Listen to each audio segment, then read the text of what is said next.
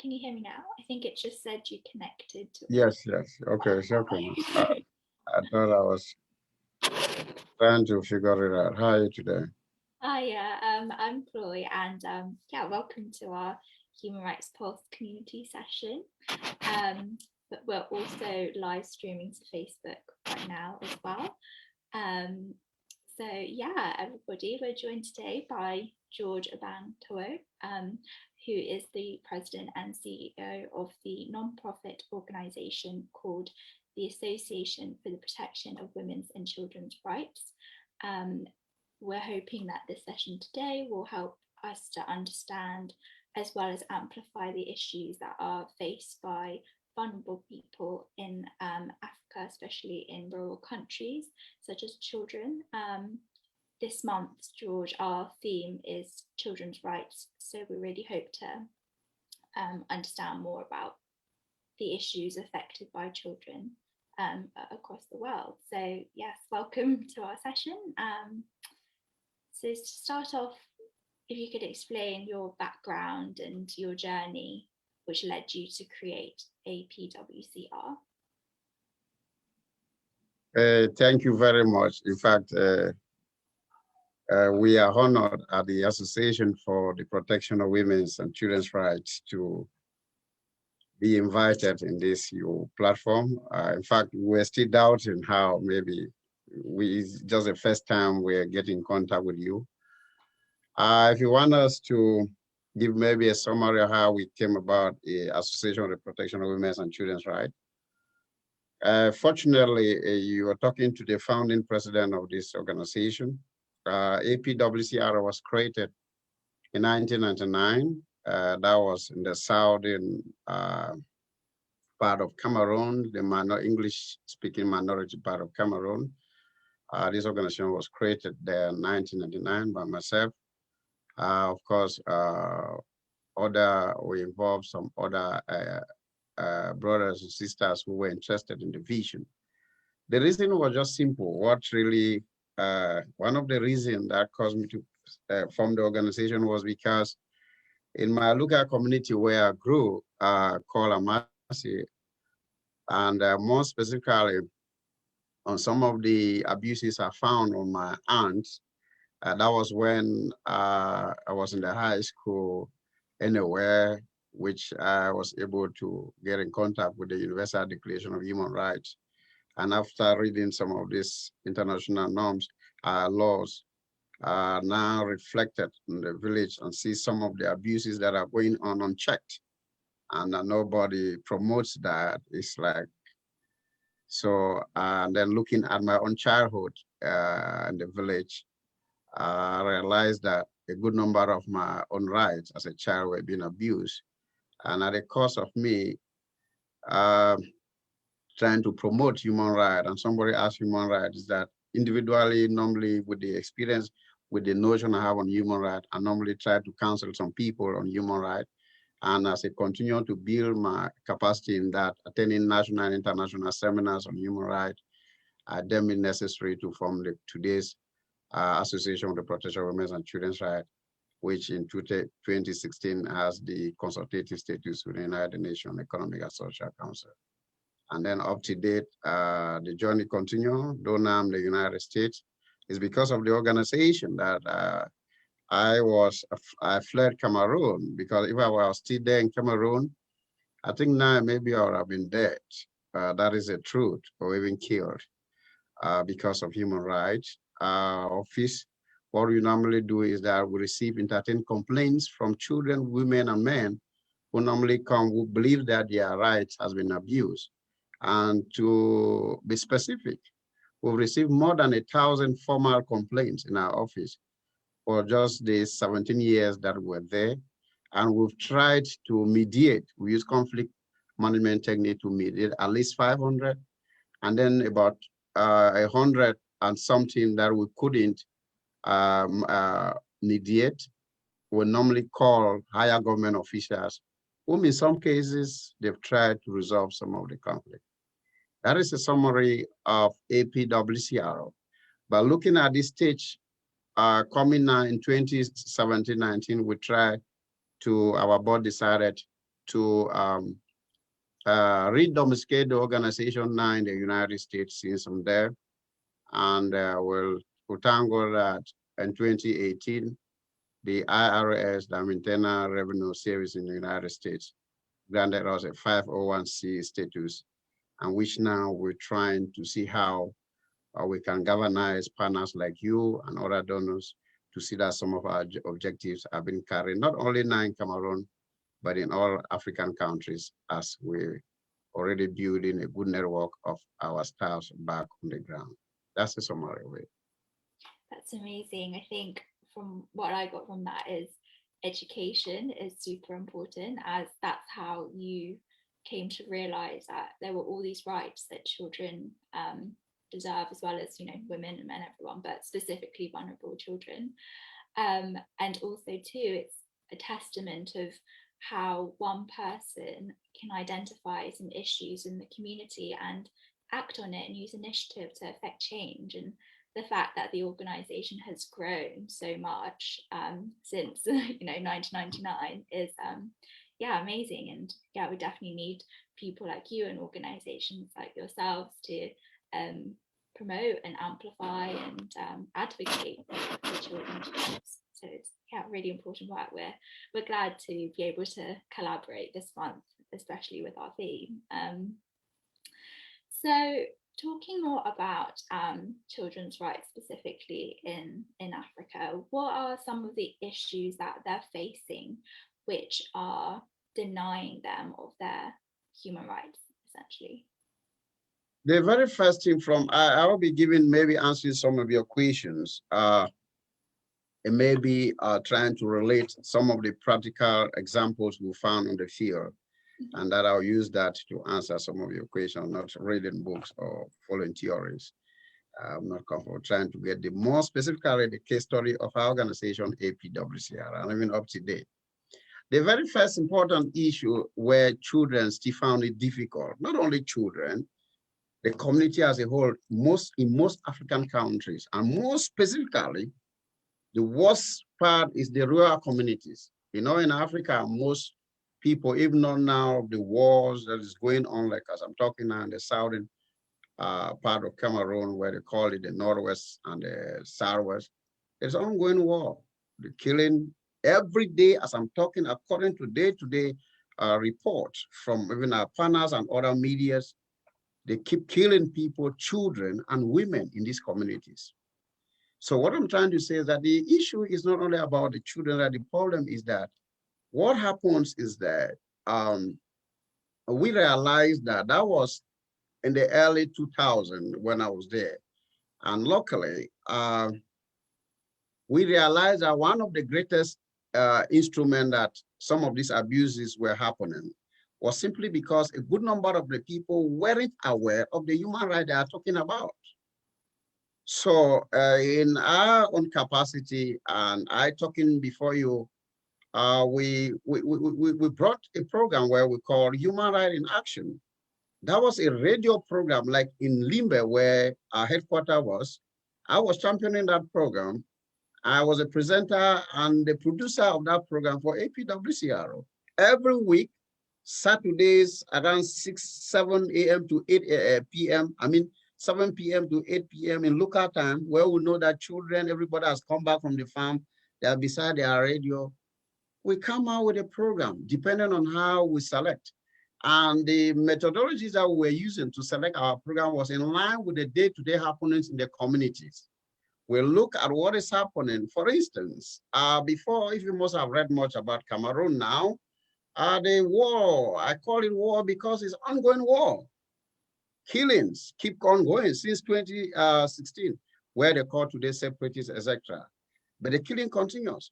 But we articulated this. I am saying this because these were some of the early warnings we gave. In the 2014, I quite remember in 2013, 2014, before going to a radio program, this is what happens. You see people reading newspapers, and you just see the military come and arbitrarily arrest people and lock them. And in some of my presentations, I was very critical on this. I said it clear. I said, I have never, even in my local community where I grew, I have never seen where people just come in a garden of goats, animal, and they just arrest them in that perspective. And that what the state is doing, they might be thinking that they are suppressing the people, but they are trying to escalate another problem, which today is what is happening today.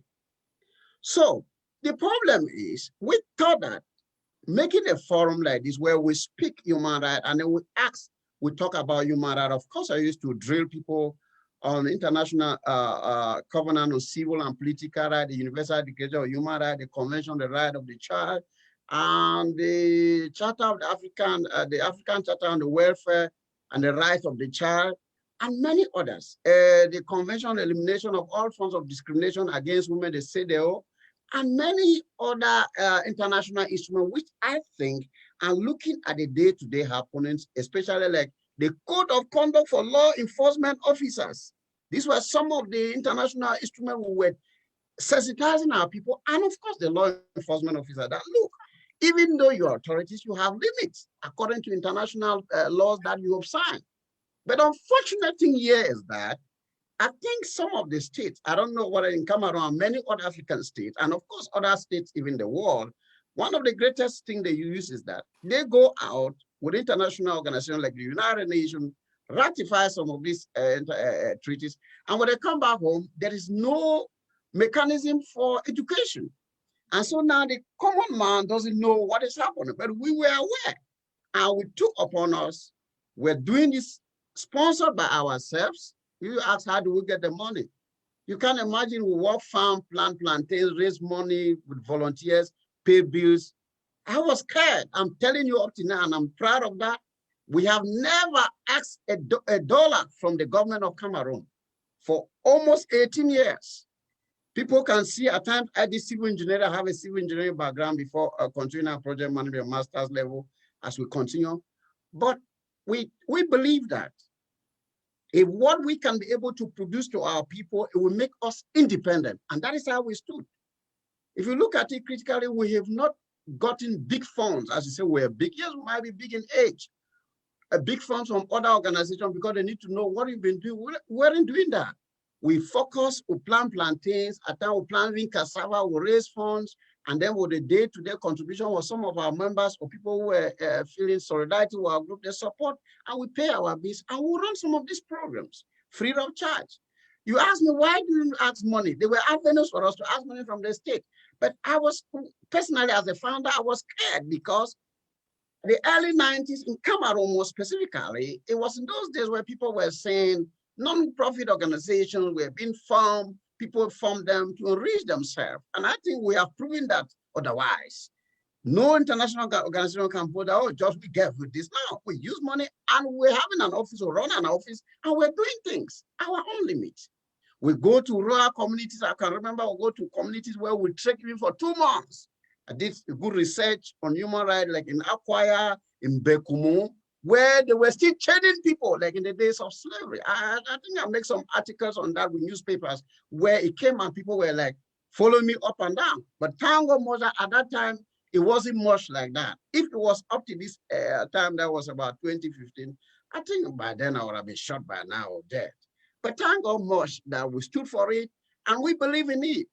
And even though, if you see me in the United States, it has never been my plan to come in the United States. I travel, I go to UK, I go to South Africa for training, I come back. I was one of those Africans, God knows this, that I said, we can fix it inside. I mustn't go out. I said, God, if you want to bless me in my land. In the United States in 2016, I came in the United States twice in a year. I came for April, that was February 2016, where we invited, they invited our organization, the Economic and Social Council Department of the NGO department invited us to come and see, since they will be defending, they will be trying to give recommendations on whether our organization will be granted an observer, a special consultative status. So we invited 2 of us, we came. And I do the defense. And Tango Moja in April 2016, they now awarded the consultative status for APWCR. I went back. But just at my presentation, a partner organization saw our work and invited me, which I came back to the UN. They call it that organization as well, like that, that invited me to come, a humanitarian organization like that, to come and do presentation on World Humanitarian Day, which I came there in August, and I went back. So only not knowing that in my own camp, because I think after that, I was very, very critical on human rights. I've just stopped now because I'm not talking, because there's a lot of things going on and we are still trying to do a lot of background. What is happening, and I try to look at the international media, the way they report on human rights organizations, I think that, to be candid, I think that there's a lot of bias in what is happening, more specifically in Africa and of course Cameroon, as far as human rights protection and reporting is concerned on what is happening. So it's a very long story. That is how we grew, and that's how we've been trying to promote this. I organize seminars. I think my organization should be recorded that, to answer your question, one of the Genesis organizations we're organizing training seminars on human rights for children below the ages of 13 and 17. I have a track record on that. We organize, bring children together, bring this, we talk, try to bring them. And then with our radio program, bring them now in the panel. They'll become like some of our guests. We start empowering children to see that this human rights issue is not all about George, it's not all about some others, it's your right. So you need to start being command. And they were happy with that. But it needed some sustainability. We couldn't do that continually because of maybe resources and et cetera, et cetera. So that is a summary of that. Those are some of the basic promotion of human rights. And we talk about not only promoting now, let's try to say how can they enjoy some of these basic rights? Let's say like the right to education. The right, not only going to school is enough. We realize that some of the children going to school, they need a lot of things that maybe some of your parents, like orphans, etc. And we're now trying to design program working with some of these children, because some of our training program with children, what we do is that we make workshop where we ask the children to help us tell us what they think. Looking at some of these rights we have highlighted, how do they think they can help us to see that we protect? I see children come out with good proposals in workshops, and we use that to design some of the programs which today APWCR is trying to embark on, even though we've not started. Let me end there, or else I'll keep talking. Sorry. No, thank you. It's really insightful to get a picture of journey and how it develops, and it's very, yeah, and it's very you know, clear that the organization is putting children at the heart of the solutions or the programs, whatever that you're putting on, which is key, because yeah, giving them a voice, empowering them, ensures that first of all they know what their rights are, and secondly that they're exercising it in terms of saying what their ideas are about the program. So yeah, that's really interesting. And yeah, like you said, the right to education isn't just about going to school, it's much wider than that. You know, you can build a school, but if the child can't get to school or pay for textbooks or whatever it is, then they're not securing that right. It doesn't go far enough. So aside from education, what other issues are children facing? Sorry? What other issues are children facing aside from access to education that you see? I should be able to say this clearly. One of the highest issues, one of the highest abuse of human rights that children most specifically are facing, more, I would like to use Cameroon for now, is that the right to life is at stake. And let's keep education, let's keep any other right, even women, children, both men, women and children. One of the highest rights that is not guaranteed is the right to life. Article 3, I think now, if I'm not out from my literature, Article 3 of the Universal Declaration of Human Rights should be talking about liberty and security of a person. That right continually being abused, and more specifically now in Cameroon and many other African countries that are in conflict, that have conflict, they fight. What am I saying is, there are a lot of reports going every day and night where children are shot, even babies, military shoot them They shoot them, kill them, and nobody. Cases where they burn some of recent, we got a report coming from a community. I got that on the social media from a community which I know very well, Batibo in the Northwest, where we learned that, allegedly, that the military, that means the soldiers of the south of the Republic of Cameroon, when burned this home and a child inside. I don't know who they were targeting. Killings have been going on and nobody reports that. Children, I mean, the right to life is at stake. And we can't, I still not comprehend it. We can't be talking about human rights because there are many human rights. But it becomes a problem if the right to life, which to me is a principle, the number one right, because if you're not able to guarantee the right of life, then you might not be entitled even to get a right to adequate education, etc., and etc. And I pray that the international community, organization of your caliber, and us, we should work hard to see that this right of life should be something that should be paramount in any international discussion as far as human rights promotion is concerned, most specifically in line to protect the right of women and even children. Yeah, that's a very big, as I'm talking to you, at times when I get some of this report, I cry. Here in the US, I'm still looking, what can I do? We couldn't stay because this is something we've done for 18 years. When I came here in the United States, because I fled because I reported an issue on human rights that was reported in our office. After our investigation, we found that we couldn't handle a matter as usual. We forwarded it to higher government officers. Now they connive and that they want to see how they could jail me without even the public knowing. But thank God much for our work. One of the insiders highlighted us as judge, if you stay in this land for the next 4 hours, I'm sorry, you will be, I think I would have been somewhere even dead by now. You would have sent some of these killers in the name of soldiers to kill him and say he wanted to run the jail. So that is the situation. I'm just here. We are here trying to see how we can set the structure, not now only in Cameroon, to see how, the question is, what can we do? These children, I see children in the bushes as I'm talking to you, sleeping in the bushes. They give birth to my own children in the forest, and nobody talks about that. We are looking, the starting APWCR is trying to see what way, which panels can even partner with us to see how we can help them, like women. Some of them don't even have basic sanitary fitting, like their parts, some basic things to enable them, even if they are living in the forest.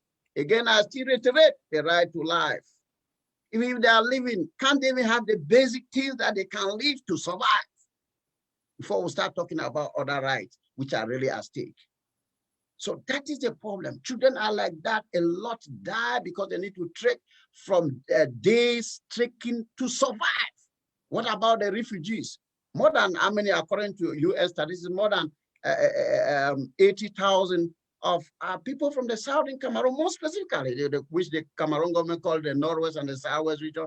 They are in refugee camps in Nigeria. They are all over Africa, even here in the United States. We are all over the place.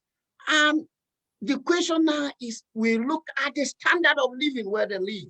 Of course, the United Nations High Commissioner of Human Refugees, they do their best, but a lot need to be done. And that is why if you must have looked at our website, we are trying to see how, if we can partner with organizations that will help us with our staff on the ground, we see how we can also act, not only talking human rights. Our people need help. We should be able to see what we can do, even including the IDPs, the internal displaced persons who are even in some of these regions.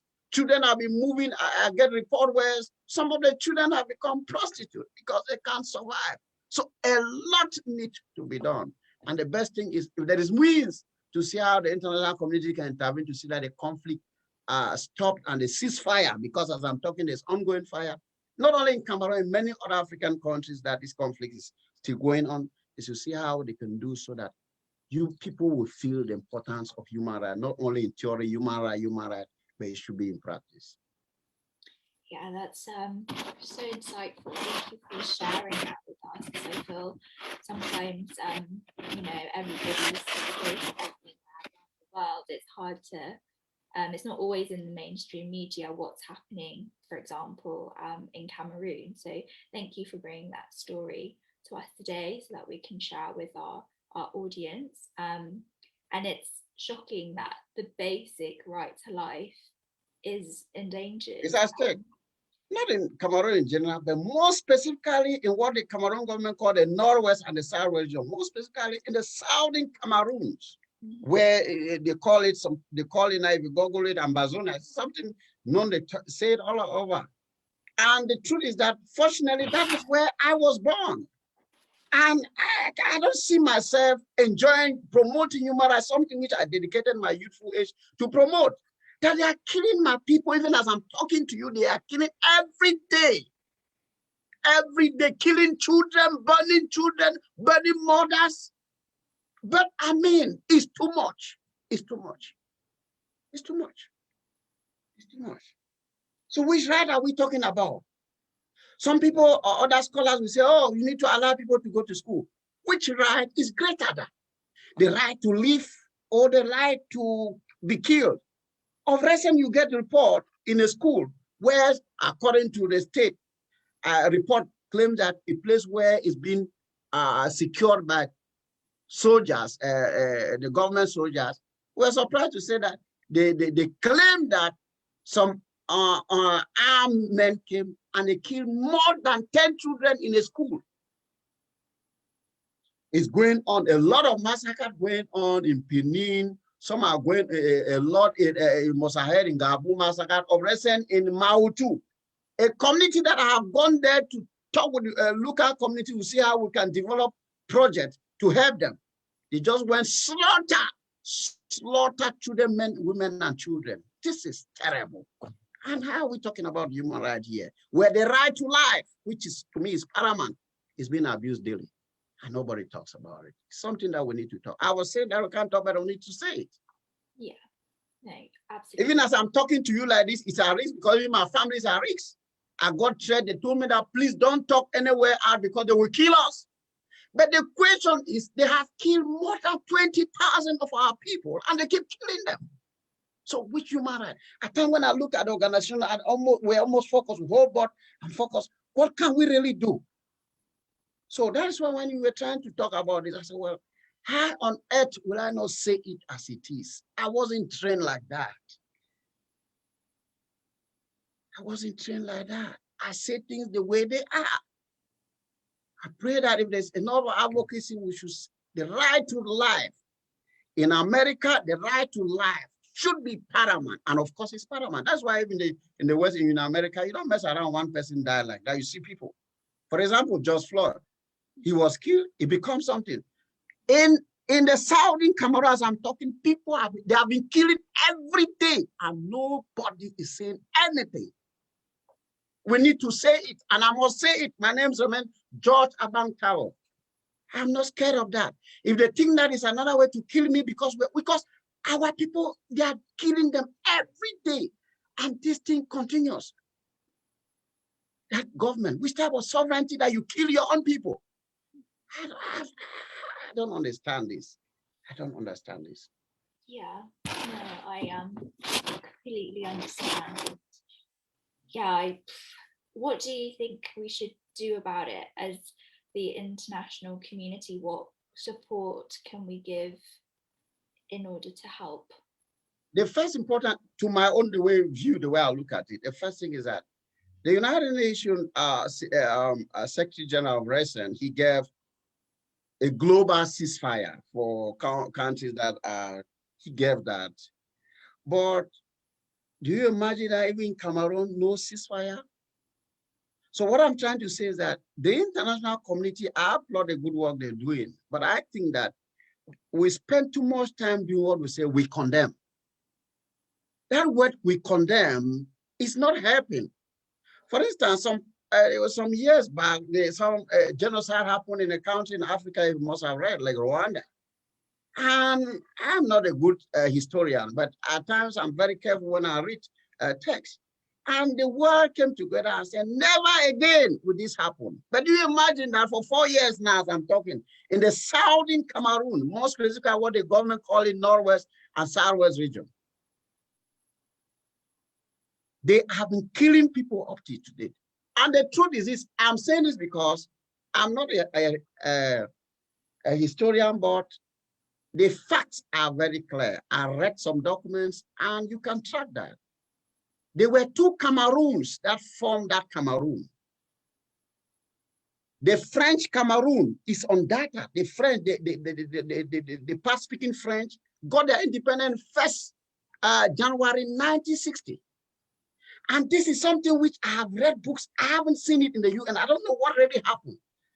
Where I was born, George Abang Tawoh, in the southern part of Cameroon, which we call the English minority part of Cameroon, we were having our own colonial master, the British. Do you know what happened? When the French Cameroon got their independence in that 1st January 1960, this southern Cameroon, we were not with them.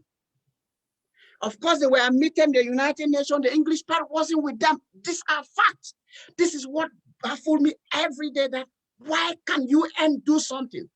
United Nations, I don't know how it came. They were granting independence of country, but when it came with the southern Cameroon part, southern Cameroon, they gave the two options. That you either get independent by joining the French part that has got independence in 1960, or the Nigeria part that has got Nigeria that has got independence in 1960. So now our people were now, and the fortunate thing was that they have been living well, self-governing for 5-7 years with schools, we have our system, everything was working. So since, according to the history, since our people in the southern part of Cameroon, they said they were getting a lot of torment from Nigeria, from the way when they go to the market, if you just touch something, the Nigerians will just cut it and you must buy it, you know. They were almost treated like slaves. And to be sincere, I'm saying this is the truth.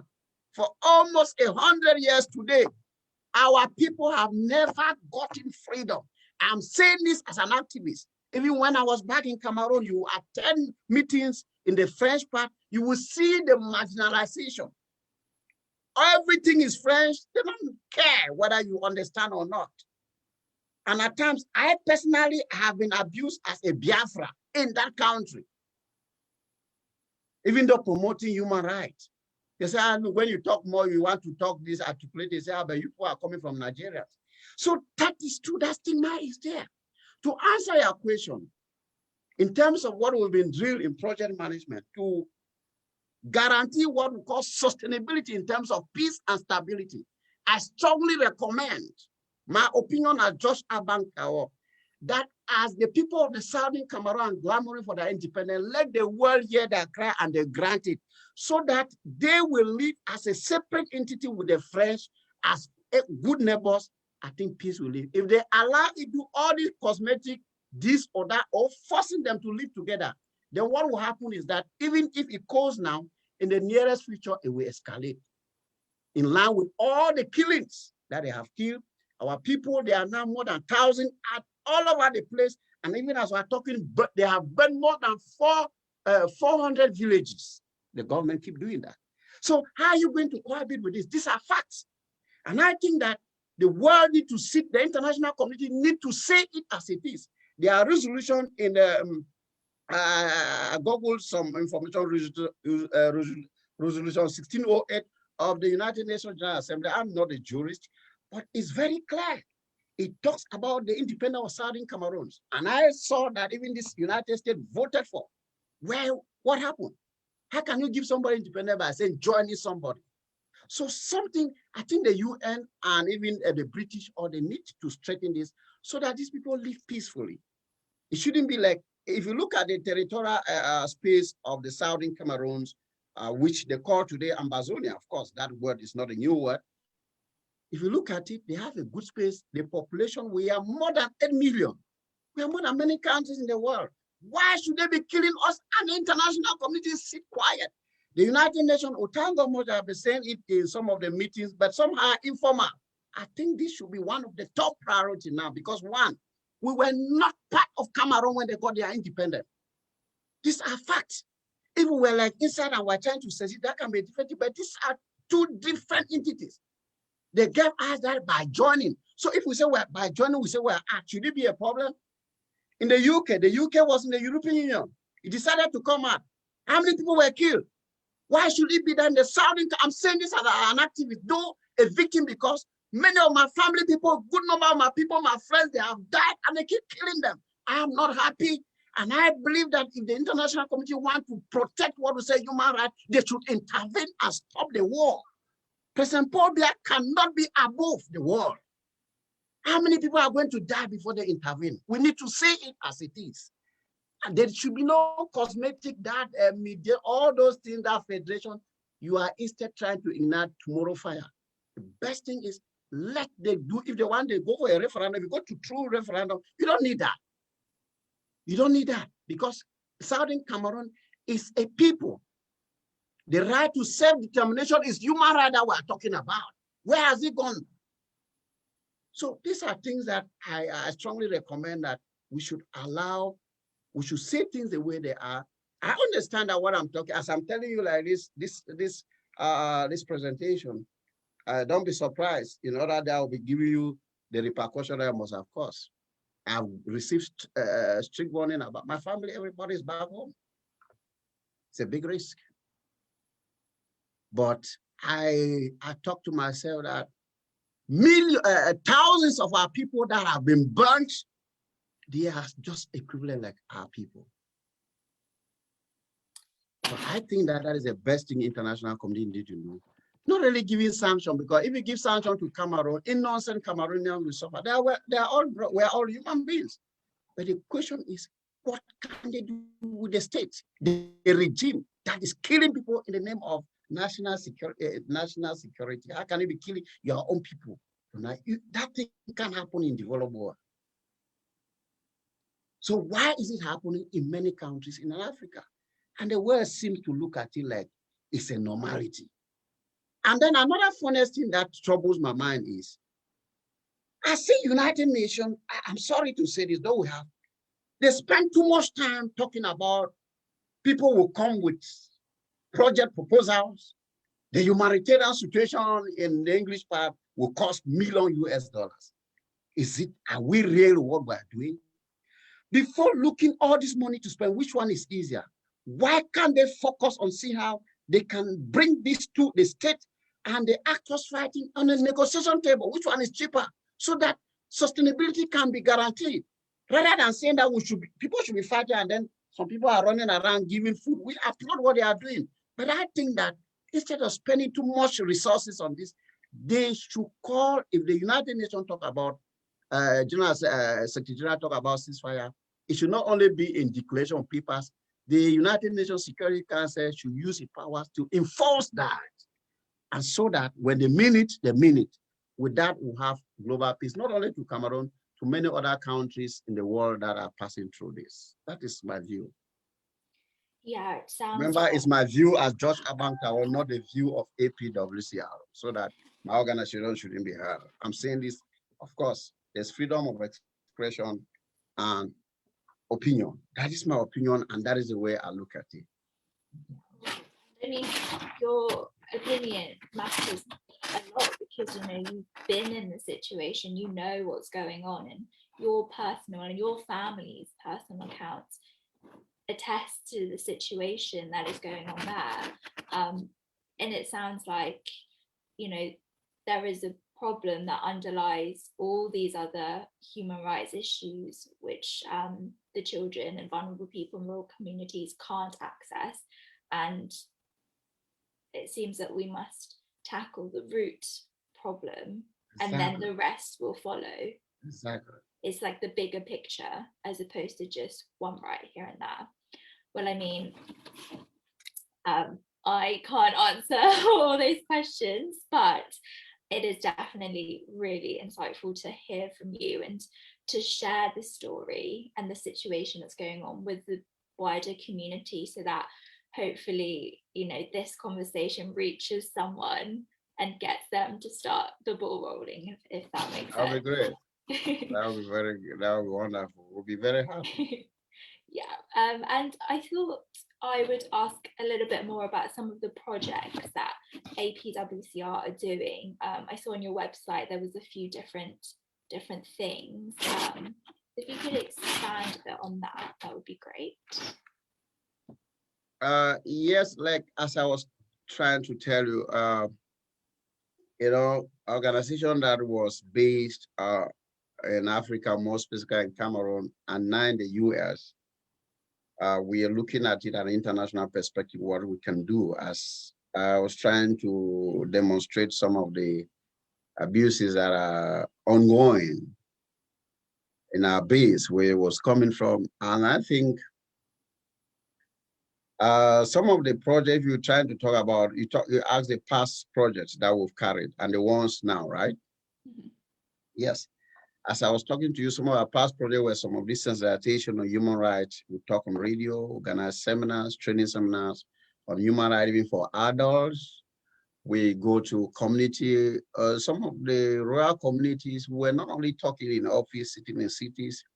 I personally have led a good number of delegations to rural communities where we hold meetings, where we call them rallies, some at times in village halls, give them, highlight them the basic on human rights. Those are some of the activities we carry, and that to us it was just part of us. We never receive funds from somebody, or like what people say, oh, some people will ask, who is financing you? And I personally ask them. So all these angel non-governmental organizations that we have formed in this world. So if donors refuse to finance, mean that we'll close the organization? Is that what you're telling me? Then there was no passion for what you're saying. We were able to galvanize the little we have. We go there, we give the little we can't. I thank God much. At times, we have some good ties with the Office of the United Nations High Commissioner of Human Rights in Geneva. I wrote some time ago, and they sent us a good number of literature. Back home in our office, we have a mini library where I think in that region, that was the only human rights library. I should be frank to say that by then, where people, even children, men, students come for research on human rights. Have nearly all the international instruments of human rights there, many documents. So people come there in a day-to-day basis in our office to do that, do their research. And then those are some of the things we did. And they're not ending there. We were also trying to see, this is not only about talking about reading text. What is a text saying? Looking at some of the sustainable development goals, which all ties in human rights. We're saying, but are we going to sit quiet? Of course, the government might think that we are lazy, just sitting and talking about it. We went, look some community like in Bimbia, get a land, about 4 hectares of land. We planted plantains. And even as I'm talking to you now, we're changing now into palms and cocoa. So even as I'm talking there, even with this blood, I have volunteers that are moving palm nut oil and cocoa. It's still trying to support the economy. Not that we talk, but with mouth, we're trying to see what can we do to reduce hunger and fight poverty. These are some of the projects. We also have some alliance trying to meet with some other individuals that organize like this poultry farm.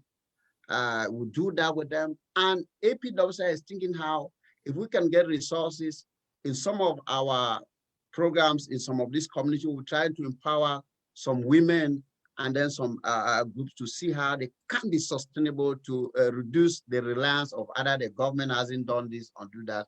And of course, with that, they might be empowered and they'll be able to help their children, send them to school, buy their basic needs, and they'll live a better life. Those are some of the things we are trying to look. We are also looking how most communities that will also move, and in many African countries, according to our research, like we have one now, like in Kenya, even Nigeria, we're trying to see how mostly in those rural communities, we can construct like boreholes, give water, because some communities we realize that women and children, as you're talking this, they would trek about for 3 miles just to go and fetch water. You know what it means for a child to trek like that, or a woman to fetch water, the one that will prepare food, cook, etc. And this is just like, to me, they're misusing their day-to-day time that they would have used for other important issues. So APWCR is trying to focus on this, but the truth is that we are still to build.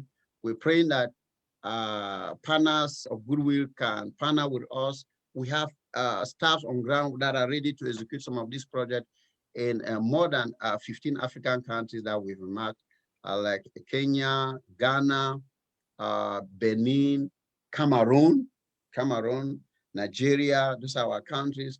We're also trying to do some work in Republic Democratic, the Congo, and many others that we're trying to work. So, but our dream is to galvanize partners who already work, but our team are ready to do our job from our past experience. We are using our past experience and trying to see some of the current issue and then compare with what we've seen to see how we can empower our people. These are some of our developmental projects. And then looking at schools from experience, we're also trying to see how we can construct some classrooms.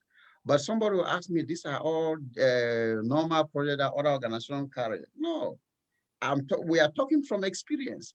We've gone to our research because when we're going to rural community where we do normally go that we are going for human rights campaign, but our team don't end on campaign, that talking. We hold meetings with the community. We evaluate the infrastructures like schools. To be sincere, we went to many places, more specifically like in the southwest, where you call the Southern Cameroons. I'm proud to say that the Southern Cameroons, or where the Cameroon call it the Northwest, Southwest, I don't know how they call it, but I know it's the Southern Cameroon. Go to United Nations like that, it's a people. So the Southern Cameroons, and even in the French Cameroon, you see some classrooms. You don't have a classroom, you just see some poles pinned and children come, no blackboard. And though they say it's a school. So APWCR thinks that we will not be blaming the government or whosoever. We have partners who can support us. We are embarking to see that in each country, we should be able to construct at least 10 different classrooms. That's 2 classrooms each with toilets, good toilet. You ask me why toilet? Is because our past studies prove that many girls children abandon their primary school because in some of the schools, they don't have toilets. You know, when they go, boys can just sit pee, but the girls, they feel ashamed to use open air because there's nothing. So we think that we can do that, and that will be able to develop and encourage them to go to school. So although we are trying to use with the IT system to see how we can now build a classroom in a more modern way, but those are things that we'll see depending on the donors that God can send to us, as we are highly expecting to see that we carry some of these projects. So those are some of our projects. Then not only looking at the children, we try to look at the women. We realize with our studies, from our past experience, that a good number of our women are very, very industrious. They are productive. But one of the greatest problems they face is that they need to be empowered. How can we empower them? We might not send them to school, but since they're already women, we believe that if we can, most of the community, some of them already have their meetings. We go to their meetings, like for example, some women need only, they need only $100 to do a small micro project. Like in Africa, some might just in the evening roast only corn, this maize and granite. There are many women that have sent their children to school in that. So, but without $100, for example, if you can say let's empower about 100 women with this small micro project, this amount, you see that the women, some might even roast fish in their neighbor, if not of this war, this crazy, useless war that is going on. They can empower themselves. And that will help the woman not to be dependent on somebody or whatsoever at a greater extent. And that will empower them. They will be able to make decisions, not like somebody will come and say, oh, take 10,000 and vote for me. You can't convince somebody who's empowered like that. So a lot that APWCR is trying to focus now on, more specifically on developmental programs in African countries. And look at even like clinics. These are some of our project. We're trying to see how we can get partners. We can go take note that our focus is working on the rural communities. Well, you ask why are we focusing on the rural communities? Because George grew but in the rural community. The abuses I passed, it was there. So I have a first information on how pass, and I know that our brothers and sisters are still passing. And I think that if we can do encourage activities in those places, it will reduce what we call royal exodus in Africa, where everybody child grow up. I'm going to the city. They are going to the city because nothing is really happening in their community, and so on and so on. We're also thinking that even some of those communities will have good partners. We can come out with solar energy. If they are going to city, maybe we can play their music and this. Why can't we bring some of these projects in a good community of this and we help them? That is all human right. Why should we only issue? At least the government will know now that George is not, I'm not talking about Cameroon government like that because I hate them. No, they are my people. They are all human beings. I have passion for humanity. But my question is, I feel bad. I feel wounded. I feel threatened when I found a fellow human being killing a human being whom you don't even have the capacity to create. You kill in the name of government. Who is the government? Who has ever given any government authority to kill its own people? God forbid. So those are some of our, and you can use this, thank us that we have good partnership now with you. You can do this to see how we can galvanize some donor partners to help us. We accomplish. We have a very solid teams in some of these countries, and then our volunteers and staff that are ready to carry out activities with total checks and balance. Thank God much you know that in the United States, non-profit organization, you don't mess around. We have to see checks and balance. That has been our culture, and we are aspiring, praying that we can grow in that light and we help our people. With that, I think we'll have a better Africa. Not APWCR don't just want to be talking because they say, oh, Josh, you like to talk. One action. Want things to be happening on the ground. Then, in other words, we are helping the government, we are helping our people, and then human right now will not be a matter of course, when people say it's a foreign issue, they can now start seeing the human right, they enjoy it. That is the vision of APWCR. As we pray that God will help us. Amazing. Yeah, it sounds like, you have to do both. You have to advocate and bring the passion to get the ball rolling, but at the same time, you have to support the people and your family, your friends. So yeah, I mean, thank you so much for your time today. It's been really insightful. It's great to know about more of the situation happening in Cameroon for the wider community, as well as the issues that are faced by the children themselves. Thank you for the work that you and APWCR are doing. It's incredibly important. And yeah, if there's anything in the future that you particularly want to highlight, please do get in touch, because yes, no matter where we are, we're all in it together. So if we can help and amplify your mission, then that's something that we're committed to do. So yeah, thank you for your time, George. Nice to meet you. Thank you, Flo. I also be happy. Thank you for this privilege you've given us. And of course, I think since we came, this is the first international outlet we were speaking. And we were just talking about that, and you just started. So thank you very much. And I pray that you don't need me to write you. You have heard exactly where we are trying to go. You are also open there. You get in contact with some of the donors, the partners. Always open to them, connect us. Your maybe recommendation, your voice. This is how some guys can't do try it. Their project, $2,000, $5,000, and they're small developmental projects. Somebody will promise you, you will get it and you see the results. I'm not saying is that the results, because our team are agile every day. What is happening? Well, I said, no, hold on. We're trying to work. And thank God much that we are building this network. I hope that you will end here, you will continue to go ahead. Maybe I'd like to ask you this one question. It might not really. How do you come in contact with APWCR? When we got an email, we're like, how do you contact with us? You do some search? I just search really on Google. I think on Facebook as well.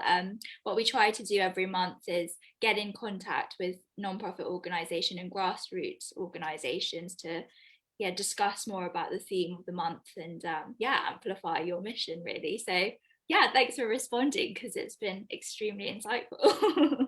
Yeah, we'll respond because we're not selling but some dead human beings. We're out for that. So I think it was really the right time, and I hope that we'll continue to build in touch. I don't know whether your organization have some partnership, what memorandum of understanding or whatsoever, then we can work that together and see how together you can promote, and we see that we don't only talk on rights, people enjoy human rights even in their day-to-day aspect. That is it.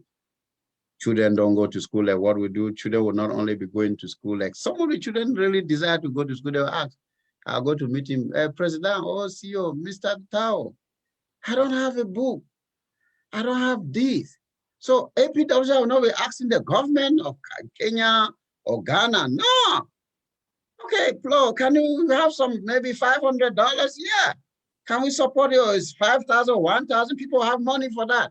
Why can't we give these, lose some of these children and we support them? So these are all rights. So we APWCR, we don't want only to be talking, we want action. Like more importantly, I forgot the head part. We are aspiring to see how we can come out with some of this head clinic, subsidiary head clinic in some of these rural communities. Working in panels with doctors and nurses that are there. I mean, once in a while, they go there, administer drugs, do like want to have a human rights campaign, it will be plus. Doctors will come, people will sick, they will have consultation free or with small, if not really free, you know, head might not really be free. If they normally pay like $2, they should be having something maybe like some pennies so that it can maybe buy some stuff. I don't know yet, but the idea is that they should be entitled to enjoy these. These are some of our projects, what we're thinking the way forward to help our people. Thank you very much. Thanks. Not only in Cameroon, remember in Africa, our focus is most specifically in Africa. If we can get the resources, we'll storm the entire Africa. Our people are ready to work. Passionate people are ready to work, save their community. So they just need us to see how we can empower them. And our past experience in Africa, we use that to replicate. Thank you. So we really pray that you don't end up here only with the interview.